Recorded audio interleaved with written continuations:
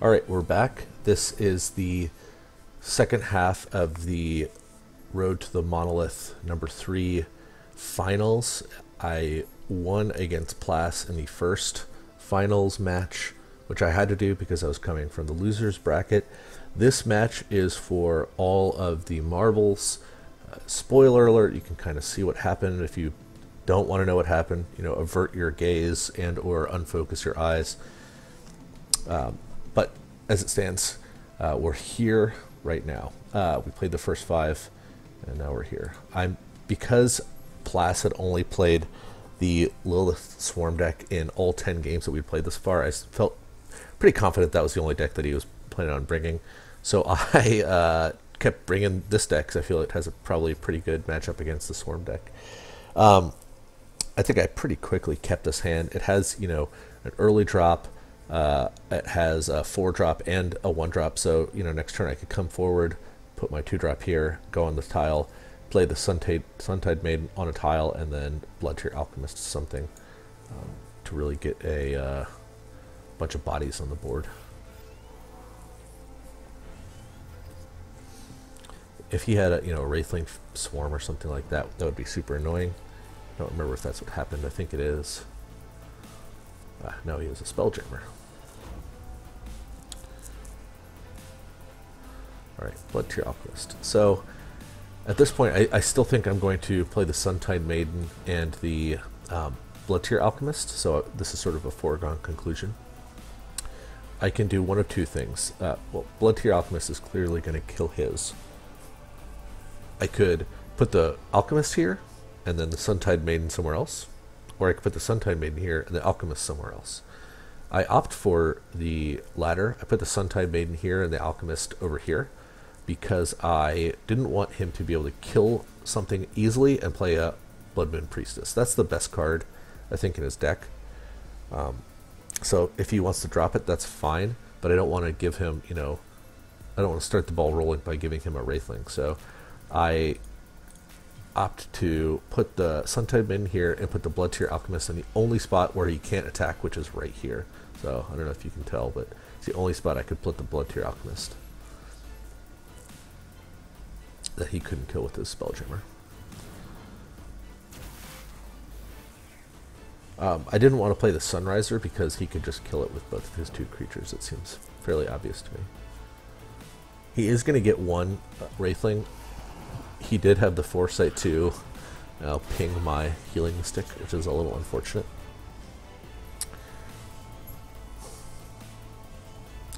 This game is, if I remember correctly, a little weird.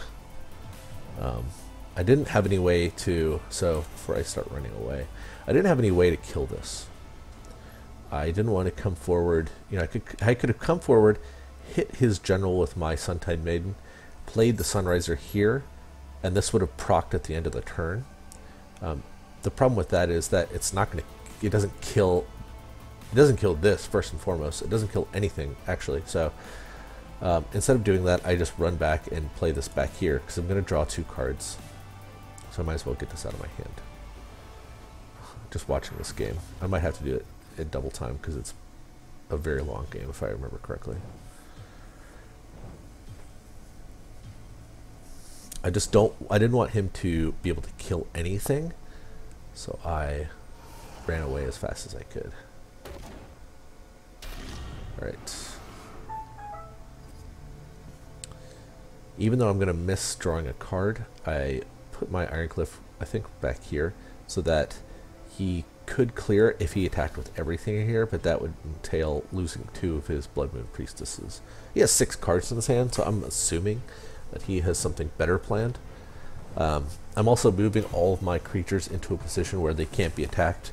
I don't want him to put a Deathfire Crescendo on like this thing and clear my 3/6. It was really very problematic that that Martyrdom died because I only have a finite amount of them, and it's one of the very few ways I can deal with a Deathfire Crescendoed creature.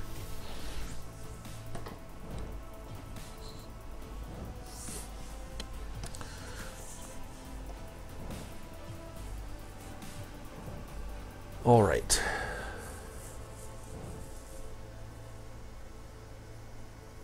So I do get to pick off his Blood Moon Priestess here, which is pretty good. That's not really what I wanted to draw. I really needed to see like a Lightbender or something, or Martyrdom or something to clear this. If I had seen a Lightbender, I think it would have been game over, because I could have come forward Lightbendered here and Tempested away just everything. I forgot to attack with this because I think I was running out of time. And I'm just going to do double time because there's a lot of stuff that happens here. He clears this. I didn't move this because I was roping. He gets to come up here and clear this. He gets to attack with all of his Wraithlings into this guy, which I inadvertently didn't attack with before. I should have moved it up here and attacked his general at the very least, but that actually would have been a problem because he ended up gaining so much life.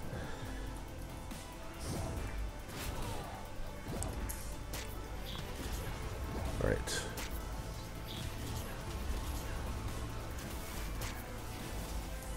And at this point, his Blood Moon Priestess is so big that I have to have a Martyrdom, because I can't get to it to dispel it with Lightbringer anymore. So I have to have a Martyrdom to get to it. Alright, so I know I'm going a little fast here, but the game is a long game. So I put my Ironcliff over here and this thing here for a specific reason. I wanted the Tempest to be able to clear this.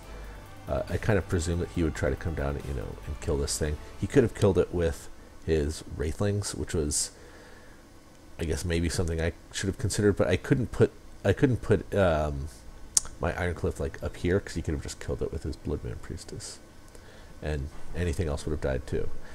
If either of these survives, and I've got a Holy Immolation over in this area of the board, none of this answers the ultimate problem, which is the Blood Moon Priestess, but it's a start. It deals with Shadow Dancer. I make some bizarre errors here. Like, I thought that coming here and attacking here would have procced this, killing that. It didn't. And I ended up just essentially taking an extra point of damage for no reason. I don't know if it really mattered at the end of the day. It was sort of a foolish thing, and I could have saved this guy from his untimely fate this turn where he just gets to smash into it.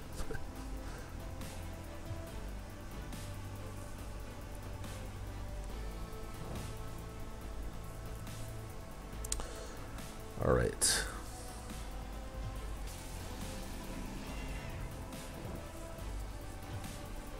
Yeah, and he could have very easily, I could have prevented a lot of these procs on this guy, fortunately. I did draw the Martyrdom to deal with this thing, but ultimately it doesn't matter because he has another one now, so I need to find a Lightbringer again. Yeah, I could have prevented a lot of that. Not that I think it really matters, because my guy was probably going to die from the Tempest anyway.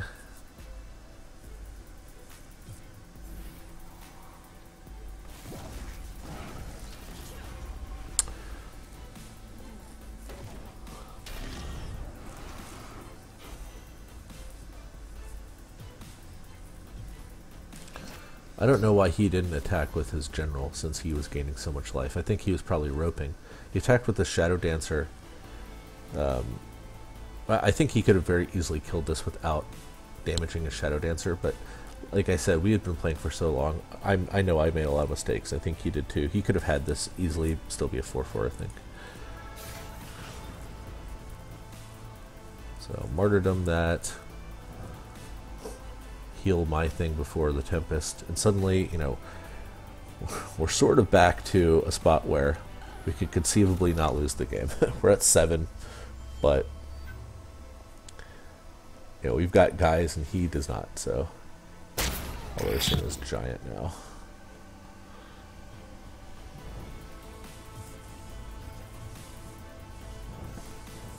Gosh, it's so big. Yet another Priestess, which is problematic. So on our turn, we had a couple things that we could have done. The problem is I can't clear everything. So I could have, put an Ironcliff here and Holy Immolated it to kill that. But that doesn't deal with Black Soulless. It doesn't deal with a lot of other stuff. We're just at he has way too many must answer threats, so we just don't have the answers to them right now. Let's just double time it. We're gonna die pretty quickly here.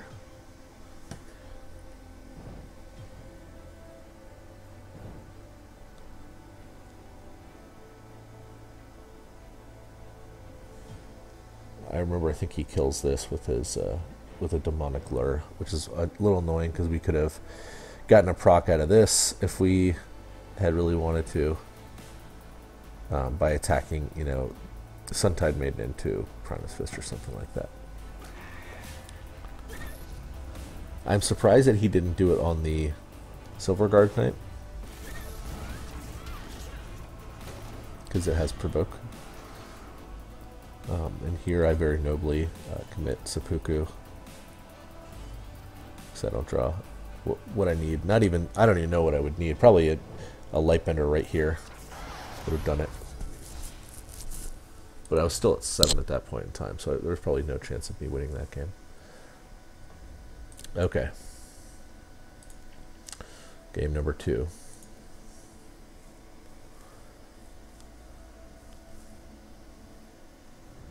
Here we go. This hand's pretty bad.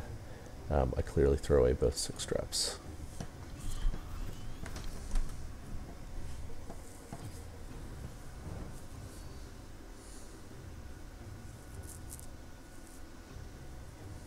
Does the old Gloom Chaser in the center again. So it's sort of forcing me to do something here. I think I pretty clearly Blood Tier Alchemist the Wraithling. He doesn't have a Jaxi in hand, otherwise he probably would have played that turn 1. It's a little bit safer turn 1 play, maybe.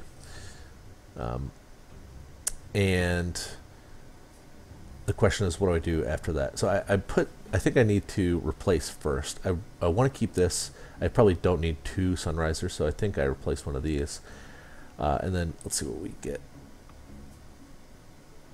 Yeah, it looks like I did that exact thing.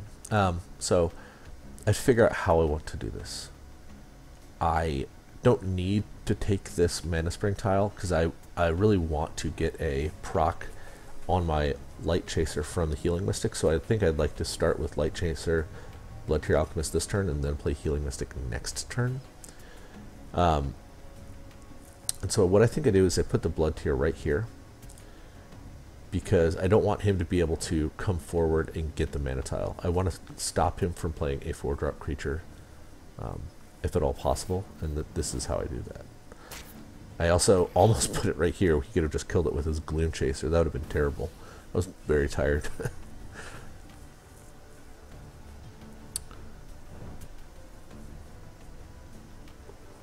All right.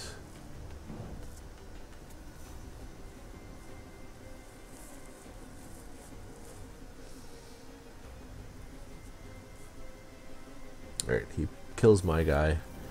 Just fine, I guess. It's not the best thing that could have happened, but... Alright, I think... what do I do here? I think I clear the Jaxi, and then just sort of hope it appears over in the side of the board. Because I can Silver Guard Knight. It's like the most official play is the 3-drop into the 2-drop this turn. If it hadn't spawned over here, what I would have done is I would still put the Silver Guard Knight here. I would have healed myself to make this a 4-3 and then come cleared the Blood Tier Alchemist. It would have been a much worse play, but it's a way I could have... I mean, I guess I didn't need to clear this off the board immediately, though. So maybe I would have waited. But as it stands, now I've got a 4-3 and a bunch of dudes, and his pathetic guys are no match for mine. And... better yet, next turn I've got Sunriser Bloodborne spell, so I've got a little sort of mini Holy Immolation going on.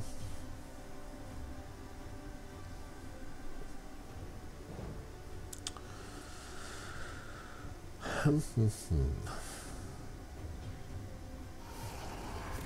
plays Priestess.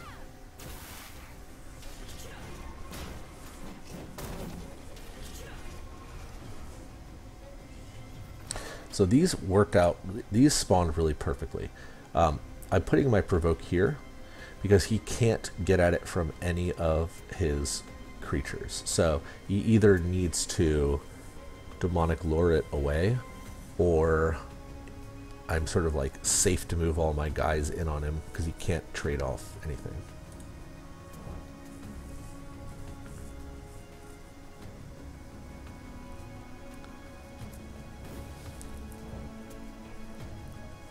Putting this close enough that it can hit this, but not close enough so that either of his wraithlings can get it. And I think I debate long and hard whether to heal this. I don't get it again next turn, so I wanted to save it for next turn's Sunriser.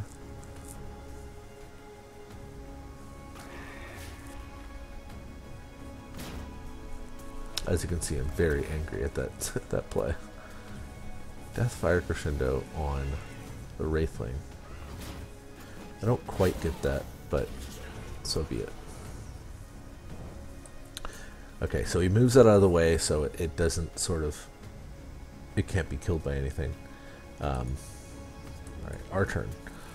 I think we pretty clearly need to kill this. We need to do it without killing any of his other stuff. So what that means to me is that we can get 2 procs off the Sunriser. We get one from Suntide Maiden, and then we get one from our Bloodborne spell. So if we put our Sunriser right here, it'll hit this twice, and it won't kill this Wraithling, which is actually pretty important. The only question I think this turn is, do I throw any of these back? I think obviously I don't throw back Lightbender.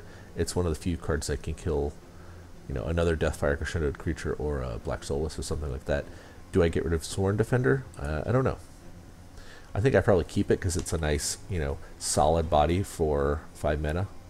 And then next turn I think I get my Bloodborne spell back again. So we'll have, you know, 6 mana worth of stuff to do.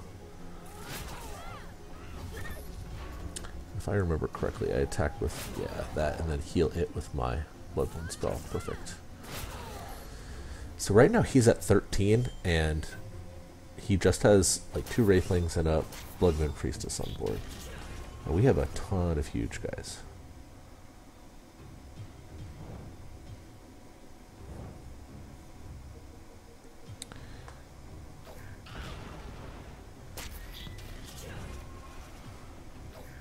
I think he makes a mistake here, assuming that I don't know what he does here. He attacks this thing, but then it spawns on the wrong spot, so it gives me an opening to just clear his Bloodmoon Priestess. So if he hadn't attacked there, it would have been a much different story. I would have had to, I guess, try to clear this with you know, my Healing Mystic, and then try again with my General just to get into here.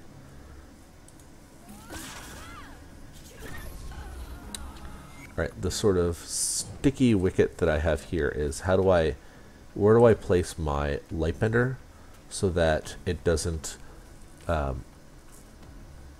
stop my Light Chaser from shrinking or my Sunriser from losing its ability. And so the answer to that is move this down here, move this in here, and then suddenly this spot can get this without killing my other 2 abilities. So it looks like that's exactly what I do. But I move right there, yeah.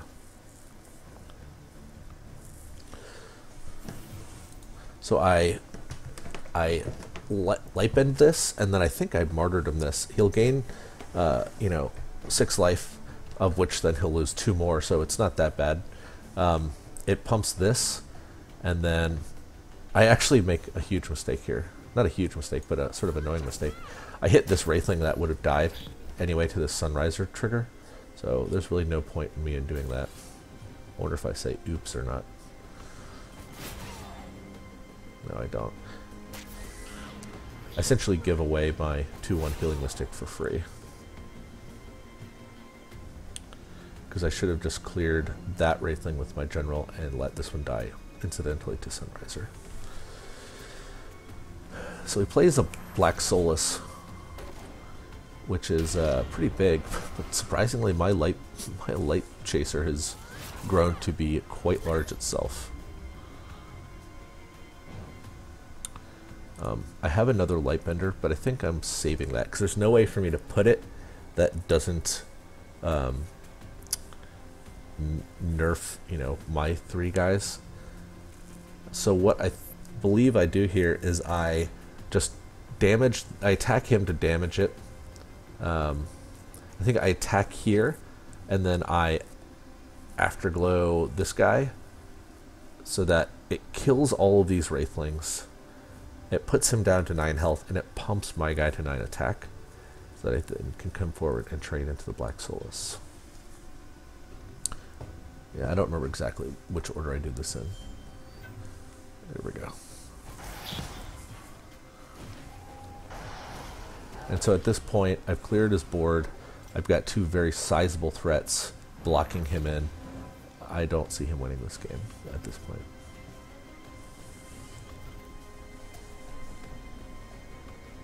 Alright, he concedes. Alright, so right now it's 1-1 in the second match of the finals.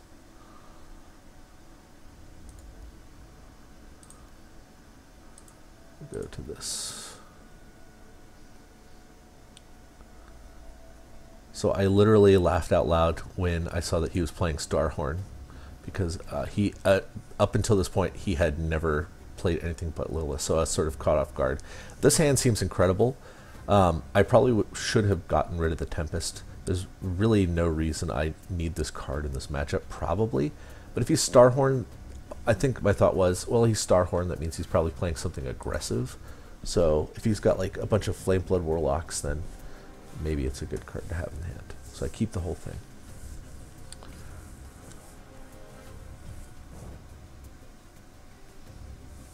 Windblade Adept. Yeah, you could even see I thought about throwing it away, but didn't.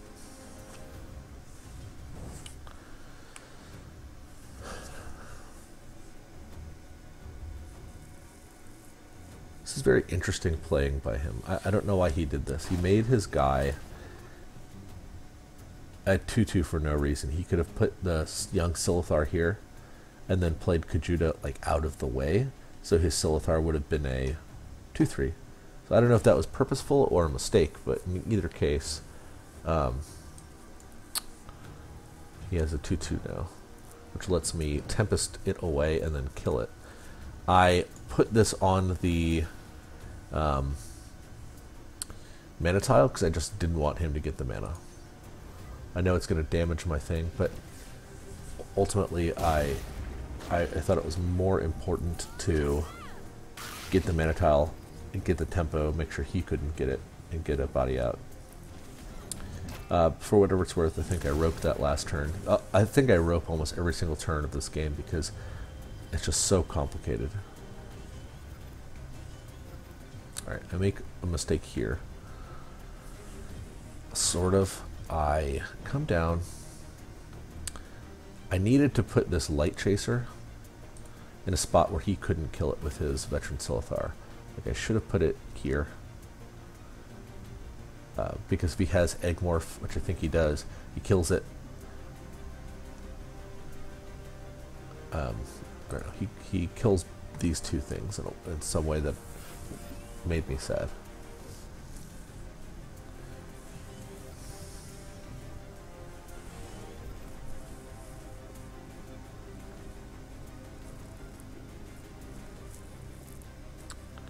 Alright, Plasma Storm. That's what he had.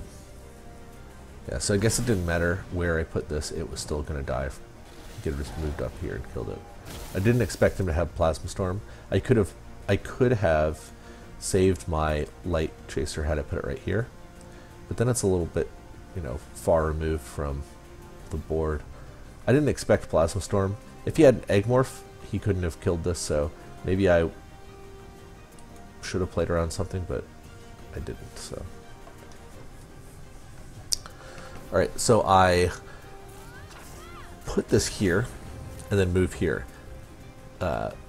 I don't know why I thought that would prevent, like, again, getting really tired in this game. I thought that I was preventing him from getting over and attacking. It clearly is not the case because he could have just walked over and hit it. So I don't know what I was doing. It's a common theme in this in this game. I should have stayed up here. I put myself in a real pickle by coming down here. I did get a Metamorphosis out of his hand, which is nice. And right here, I attacked this on purpose so that I could put this out without it, you know, without risk of it dying. But if I hadn't gone down here the last turn, I could have just, you know, moved up here and played it up here, which would have been awesome. Right, he plays I think a Silithar Elder over here.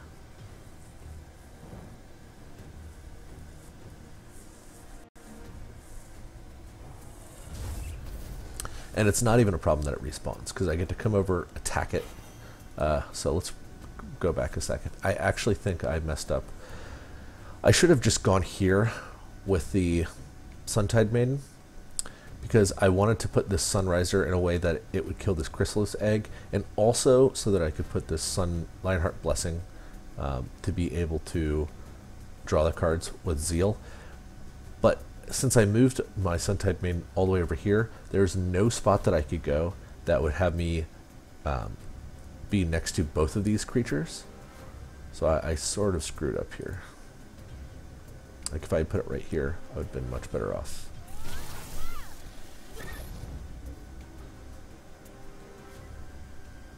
I end up having to use this my Bloodborne spell, which is unfortunate. Well, I guess I get it again next turn, so it doesn't really matter. But I do draw 3 cards here. So if I had drawn something that cost 2, I could have done it.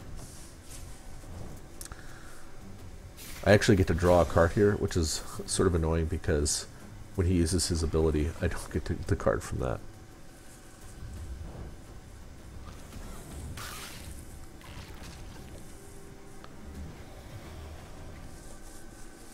Right.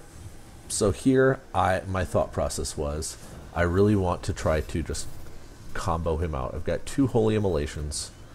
I could have martyrdom this, but I ended up, you know, I don't have any way to clear the ensuing eggs.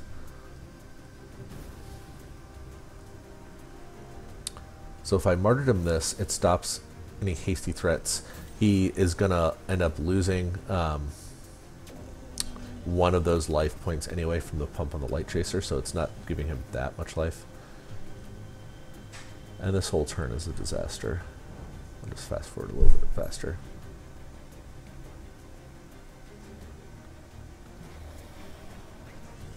Alright. The fact that he gained a bunch of life there was a problem.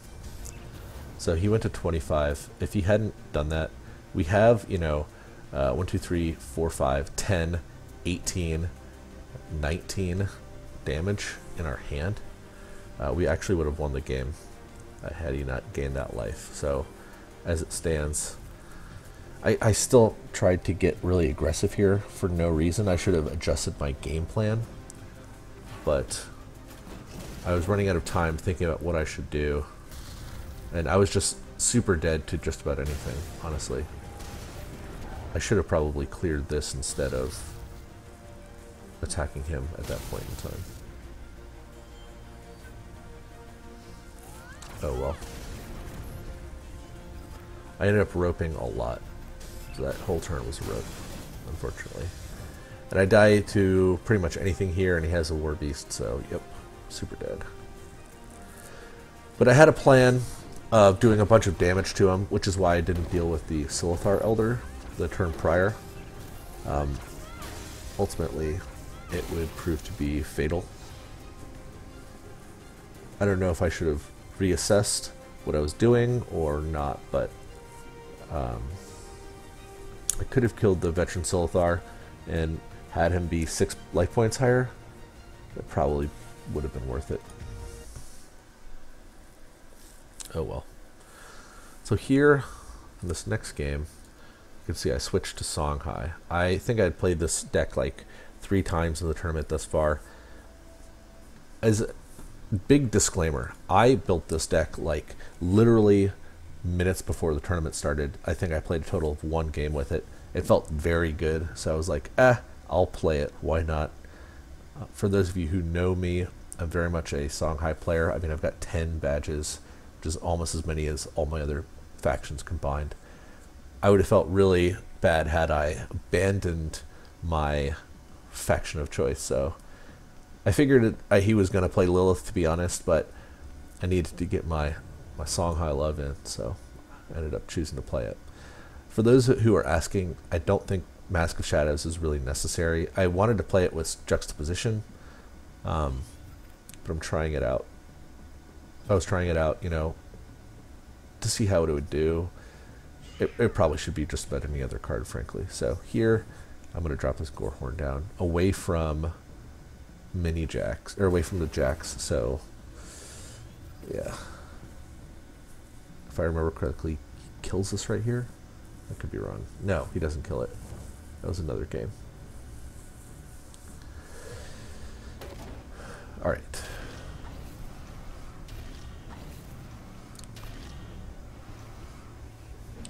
So he takes all these,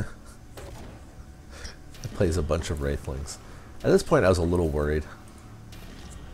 On my turn I replaced my Mask and got a Gorehorn.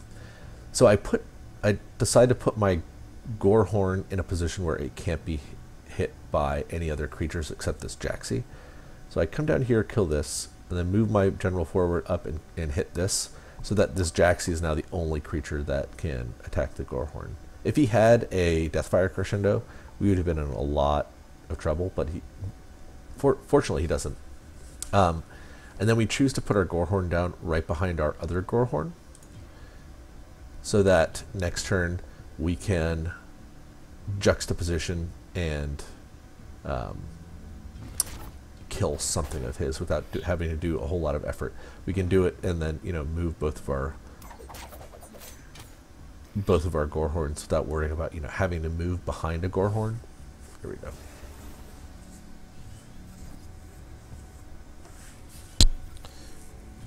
All right. So he puts a Bloodmoon Priestess out, which is actually awesome for us, because we're going to get to kill it with our Gorehorns in juxtaposition. And then we can also end up killing a bunch of his random 1/1s with this Fire Starter. The fact that the Jax appears over here is good, but it's not as important as I think a lot of people are making it out to be. I do get to kill it with this, which is nice. But if it had spawned here, he would have gotten one less Wraithling, which I could have killed, you know, anyway. If it spawned down here, I could probably have killed it with a Firestarter token or Firestarter itself, because I'm going to inner focus it. Alright, so we kill this, and he doesn't get a Wraithling because he's already full. And then we play Firestarter. We get to switch these things. This Gorehorn kills the Bloodmoon Priestess before any of this nonsense happens. And then we just start going to town on all of his random dummies. I ended up cleaning up the top row for some reason. I don't remember exactly why I chose to do that. I thought for a second that it would be better to prevent him from going to this corner. I don't know why. I probably should have just killed these two and this one.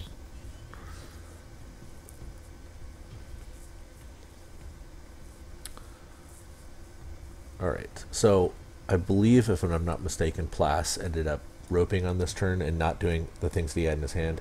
If I remember correctly, he has a Deathfire Crescendo, a Blood Tear Alchemist, a Demonic Lure, and a Black Soulless in his hand, just from watching the video of the final games. So I don't know what he could have done. If he Deathfire Crescendo'd this, he could have killed this thing, which I could have then, I think, killed it with this. So it would have been, you know, maybe not a great use of that resource, but as it stands, it's probably better than doing nothing.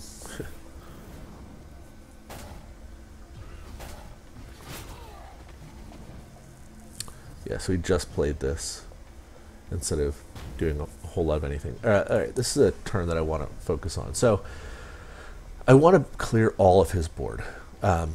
Obviously, the hardest creature for me to get is down here. I can't move this guy. I could have moved this guy here and blinked it over to get this, but then I wouldn't have been able to, I guess, clear anything with that.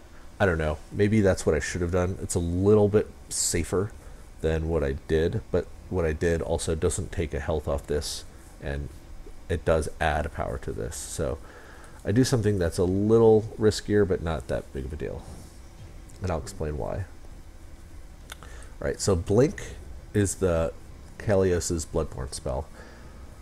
What I'm doing here is I'm trying to maximize the chances that when I blink this Gorehorn, it ends up, the token ends up in a spot that can kill this Wraithling. What I think I should have done is something slightly different. I should have not moved my general right here, because a token here could have done it. I should have moved my general down here, attacked here.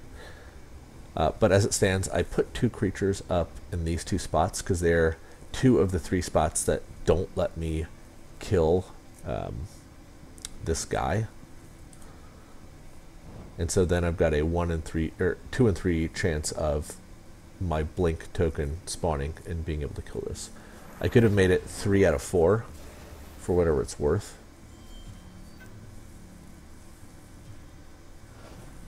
But like I said, I wanted to attack with this if I could. Took a little bit of a riskier line, but I think it was worth it. And also getting this guy a little closer to the action is important. Okay, perfect. So we've got a pretty solid board right here. Unfortunately, he does have Black Soulless, which grows to be huge. All right, I obviously throw Kaido away, and if you've seen the video, I draw a pretty good card. Without this, I'm interested to know how much damage I could have actually dealt. So I could have done 1, 2, 6, 7, 8, 9. I could Phoenix Fire him 12. I could have jumped this guy, or I guess blinked this guy over here. That would have been 13, 14, 15, 16. And then with this, 2 more, 17, 18. So I could have done 18 damage without the Onyx Bear Seal that I replaced into this. And then I'm pretty sure he would have died, because I would have cleared his board using my fire token to kill this and the Lantern Fox to kill the other one.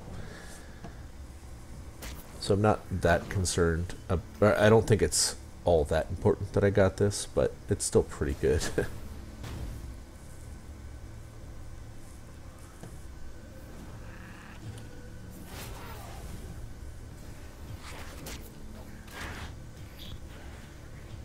All right.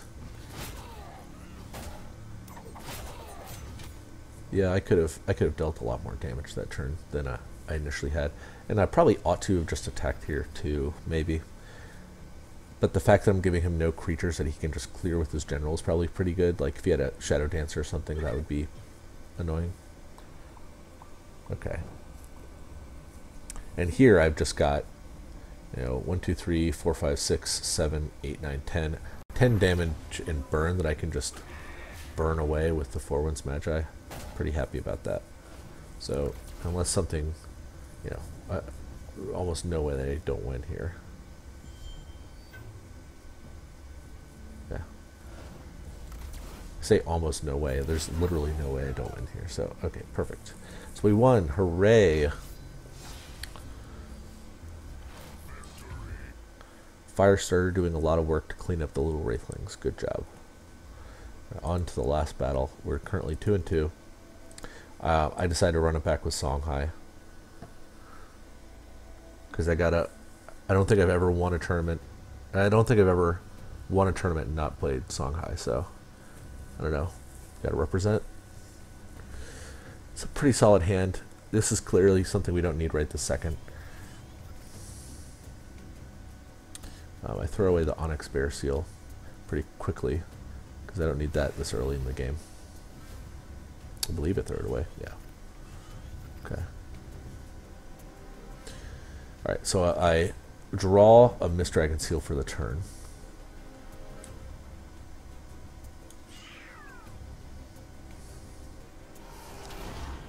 Alright. Perfect. So, I or place this in my opening hand because it wasn't as good as I could have gotten a much better card than just a Killing Edge. Now that I've got this Mist Dragon Seal, I'm actually much more inclined to just come here and smash him for 8 damage. Having played this matchup a lot, I don't think he has any removal other than Deathfire Crescendo or something along those lines. So that's exactly what we do here.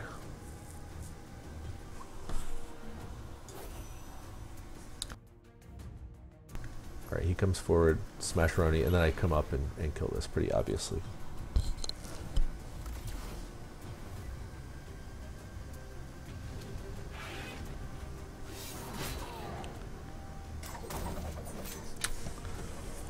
Alright, so if he doesn't have a demonic lure, he's in a lot of trouble because we can, blink this guy right behind him and then Killing Edge it again to do 12 damage to his face. Unfortunately he does, so he runs away.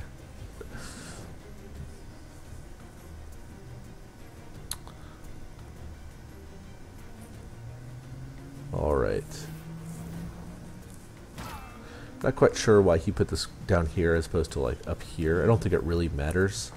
But as it stands, I get to come forward, kill this thing, and then play 2 2-drops. So what I should have done, I put the Fox right here. I think I should have put the Kaido Assassin here and the Fox right here. Because that way, if the Mini Jack spawns right here, I get to eat it with the Fox and basically get a free Phoenix Fire, which would have been nice. I could have also jumped it, blinked it over here, come down, blinked it over here, and eaten it here. I don't know if that's what I would have done necessarily, but the way I positioned it with the Fox and the Minotaur, I can't do that anymore. That's what this oops is about. I also probably, if I was going to do it like this, should have just put the Kaido right here, so that if the Mini Jack spawns here, I can come back and backstab it and not have to worry about taking damage in return.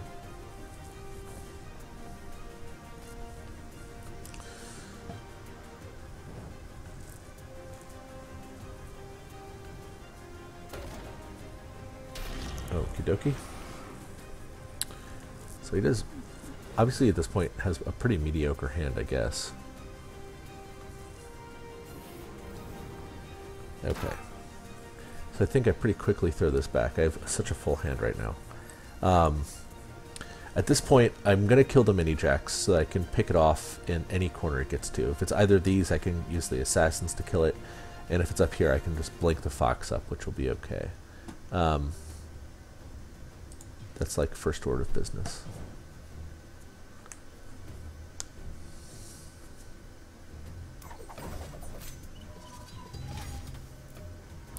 Alright. As it turns out, it was right there. I get to just hi-ya it. And then I think I put these guys out in positions where they can't be attacked by anything. So I don't want them to be able to be attacked because I can sort of jump in and just do a ton of damage. Like if I can get over to him, there's just no way that he can win probably. Alright, he drops, I believe, Shadow Dancer right here. Yep. And then just trades all these random idiots in. I guess because he doesn't want me to pick off his 1/1s with this Fox.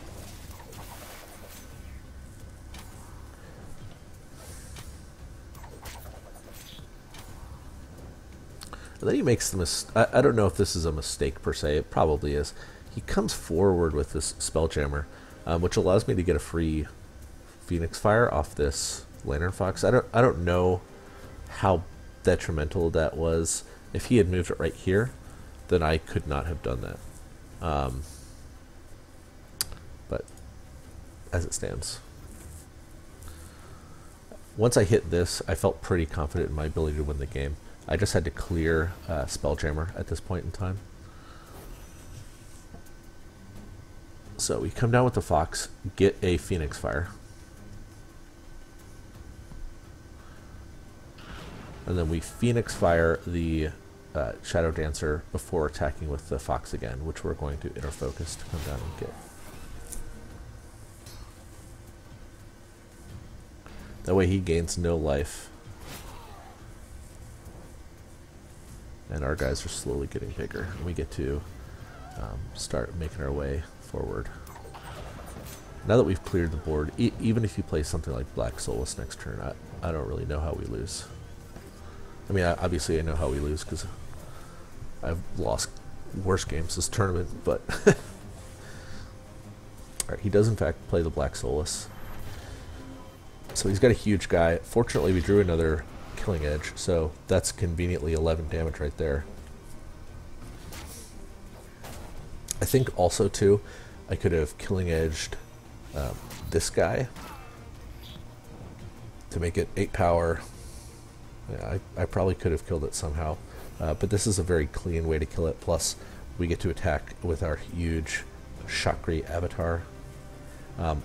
It's important to note that I'm inner focusing it before casting any other spells, because otherwise I wouldn't be able to get it in there. I have to blink this guy to get him next to the Soulless, and then I have to Killing Edge it. So I have to, if I want to inner focus the Chakri avatar, I have to do it right now.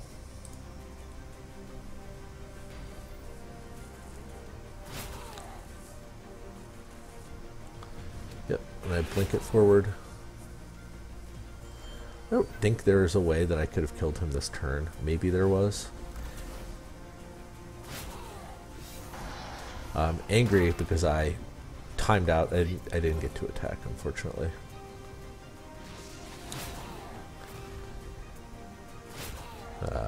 Yeah, I could have Killing Edged this guy to put him to 1. So I guess I didn't plan it out as well as I probably could have. But like I said, I already roped that turn, so was trying to do things as fast as possible.